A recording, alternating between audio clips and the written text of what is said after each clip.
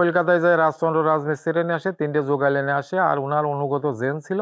এই 5 জন মিলে 7 বছর বাড়িতে বিল্ডিং তৈরি করে। মানে জেনদের দ্বারাই আর কি এই জেনের বাড়িটা, সহযোগিতা। জেনের সহযোগিতায় এই বাড়িটা উনি হ্যাঁ। প্রতিষ্ঠা।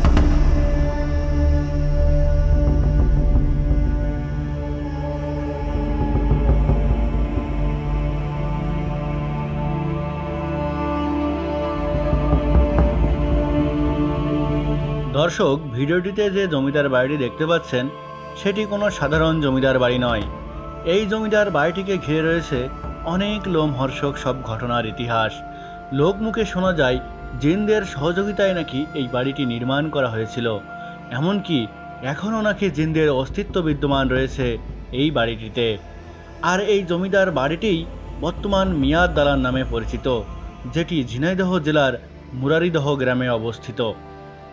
বাস্তবেই কি এই মিয়াদ দালান জিন দ্বারা তৈরি, নাকি এটি সম্পূর্ণরূপে মানুষের একটি ভুল ধারণা, সেটাই জানাবো আপনাদেরকে আজকের এই ভিডিওটিতে। সাথে এটাও জানতে পারবেন ভালোবাসার জন্য একটি মানুষ কিভাবে সব কিছু ছেড়ে দিয়ে এসে তার স্ত্রীকে নিয়ে এই দালানটি তৈরি করেছিলেন।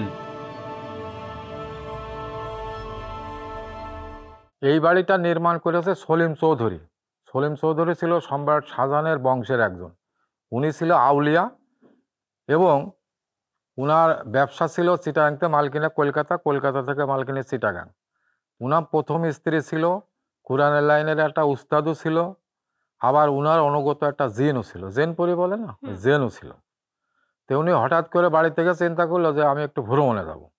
তো এই নবগঙ্গা নদী পথে আইসে, ভ্রমণে আইসে এই কিছুদূর আগে যে একটা ঘোষপাড়া আছে, তা ঘোষপাড়ায় ঘোষের মেয়ে নদীতে গোসল করতে আসছে, আর উনি তখন নদীপথে যাচ্ছে। তা ঘোষের মেয়ে 2টা বৈশিষ্ট্য ছিল।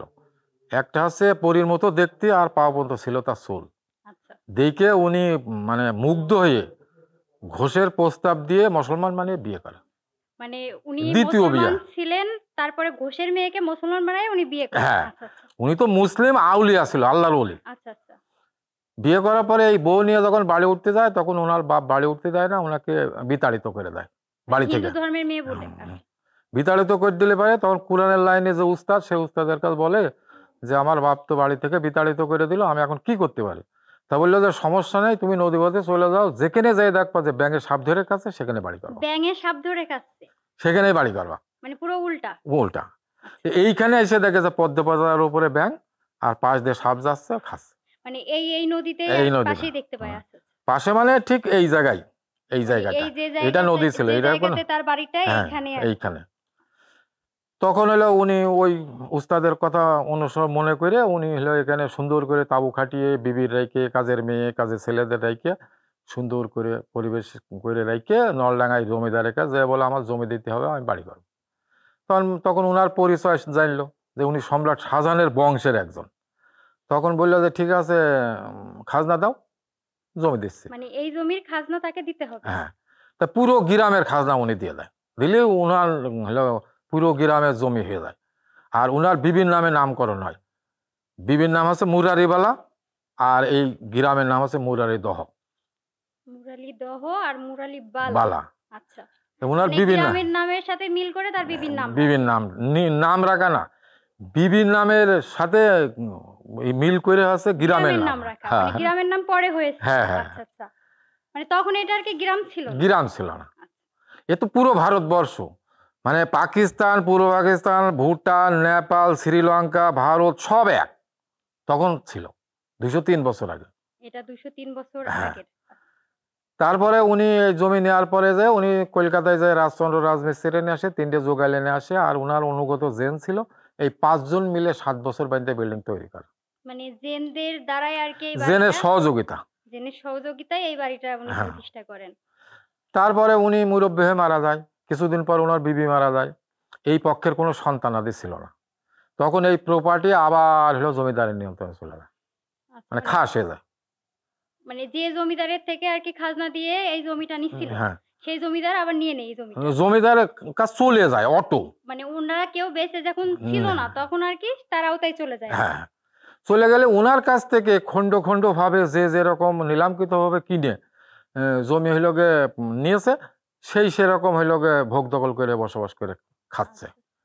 তো এই 25 বিঘে জমি চিটাগাংয়ের একজন রাজেন সিং হিন্দু ভদ্রলোক হইলগে 25 বিঘে জমি সহ এই বাড়ি হইলগে কিনছিল নিলামকৃতভাবে, কিনে বসবাস করতে যায়। কিন্তু জেন তো হাজার হাজার বছর বাঁচে, সলিম চৌধুরীর জেন তো মরিনি।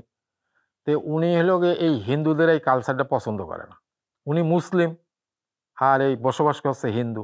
মানে বাড়ি যে কিনেছিল সে হচ্ছে হিন্দু, হ্যাঁ যার কারণে এখানে হিন্দুদের বসবাস করতে জিন দেবে না বলে ওনাদেরকে এখান থেকে হ্যাঁ বিভিন্ন অত্যাচার করলে তাড়াতাড়ি করে বিক্রি করে জুব্বার মোল্লাটা বেঁচে দিয়ে চলে যায়।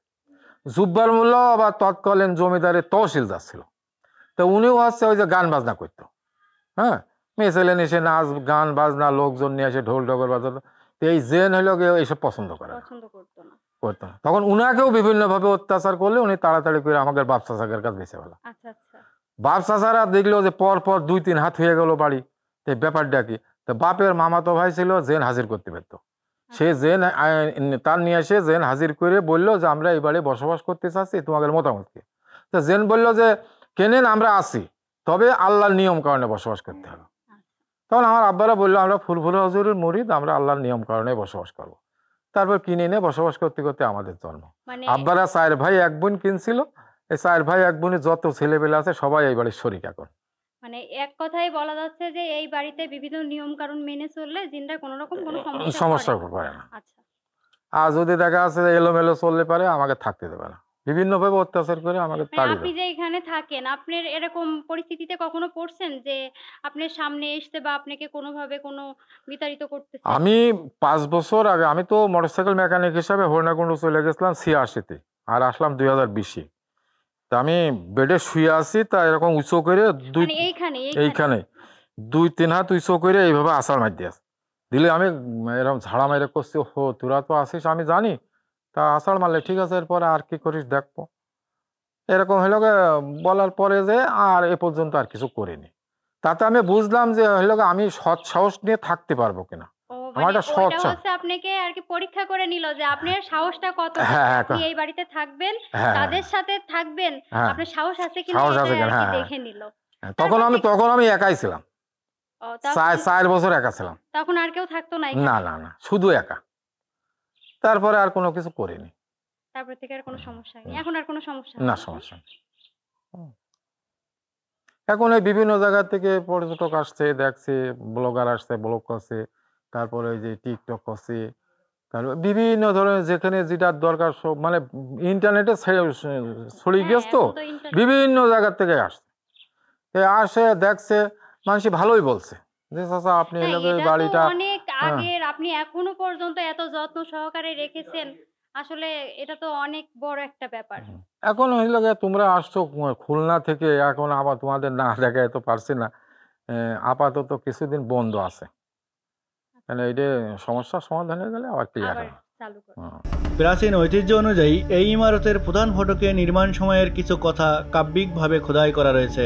তাতে লেখা রয়েছে শ্রী শ্রী রাম মুরারিদহ গ্রাম ধাম বিবি আশরাফুন্নেসা নাম, কি কহিব হরির বাখান ইন্দ্রের অমরাপুর নবগঙ্গার উত্তর ধার, ৭৫,০০০ টাকায় করিলাম নির্মাণ, এদেশে কাহার সাধ্য বাঁধিয়া জলমাঝে কমল সমান, কলিকাতার রাজচন্দ্র রাজ ১২২৯ সালে শুরু করি কাজ, ১২৩৬ সালে সমাপ্ত দালান।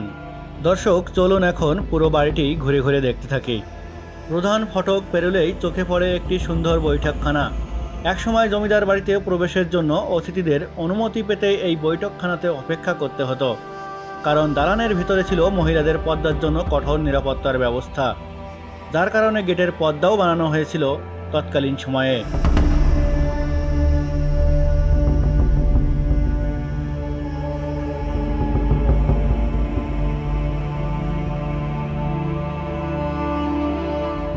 এই যে সিঁড়িঘরটি দেখতে পাচ্ছেন, এটি ছিল কাজের ছেলেদের সিঁড়িঘর।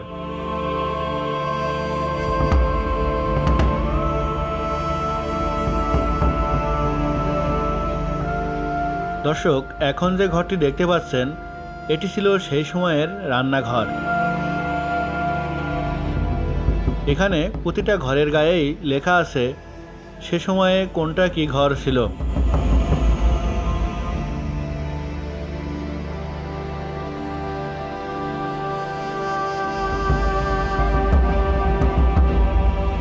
আপনারা দেখতে পাচ্ছেন এখানে অনেকগুলো দেওয়ালের গায়ে কলঙ্ক রয়েছে, আর এইগুলোর ভেতরেই তৎকালীন সময়ে রান্নার সরঞ্জাম আদি রাখা হতো।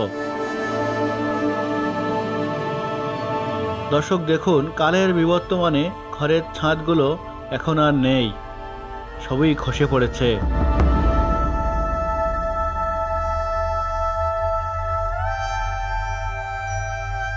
এখন যেটি দেখতে পাচ্ছেন এটি ছিল গোসলখানা।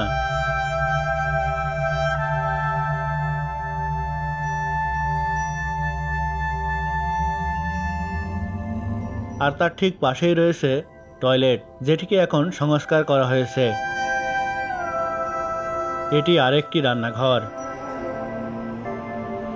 দর্শক, এই সেই অন্ধকার কোঠা, তার কথা শুনলেই হঠাৎ করেই অনেকে ভয় পেয়ে যেত, কিন্তু না, এই ঘরটি তৎকালীন সময়ে প্রাকৃতিক হিমাগার হিসেবে ব্যবহৃত হতো, সবুজ শাকসবজি ও রান্না করা খাবার ভালো রাখার জন্য।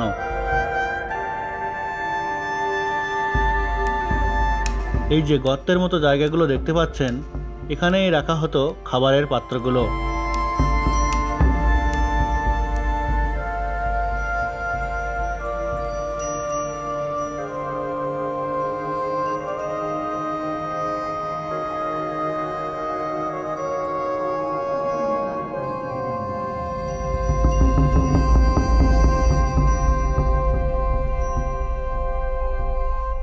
এখন যে ঘরটি দেখতেছেন এটি ছিল সেই সময়ের খাবার ঘর।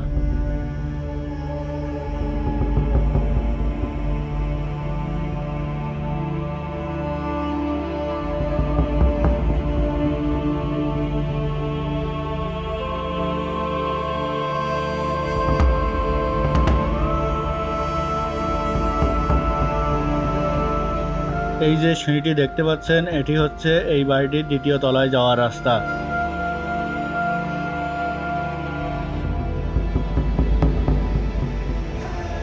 দোতলায় উঠতেই প্রথমে চোখে পড়বে একটি গেস্ট রুম।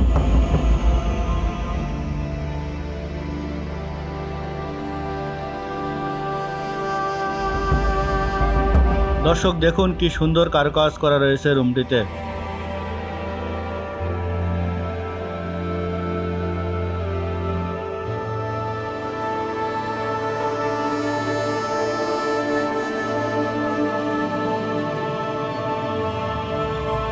আরেকটু সামনে এগুলোই দেখা যায় কাজের ছেলেদের বেডরুম।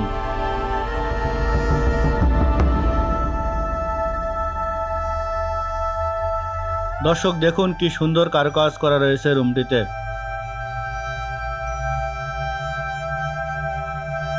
এখন যে বেডরুমটি দেখছেন এটা ছিল সেই সময়ে জমিদারদের পার্সোনাল বেডরুম।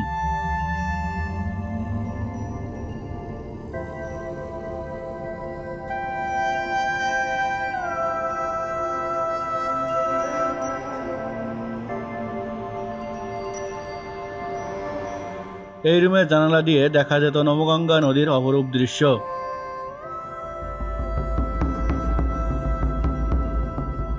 দর্শক এখন আমরা এই সিঁড়ি দিয়ে ছাদে চলে আসলাম।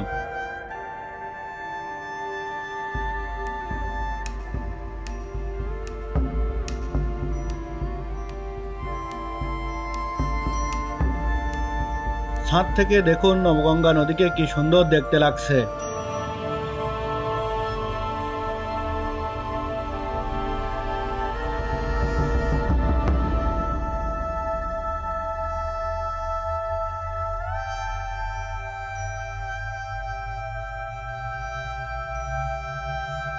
ছাদের উপরে এই যে ঘরটি দেখতেছেন, ধারণা করা হতো সেই সময়ে এই ঘরটি নামাজের জন্য ব্যবহৃত হতো।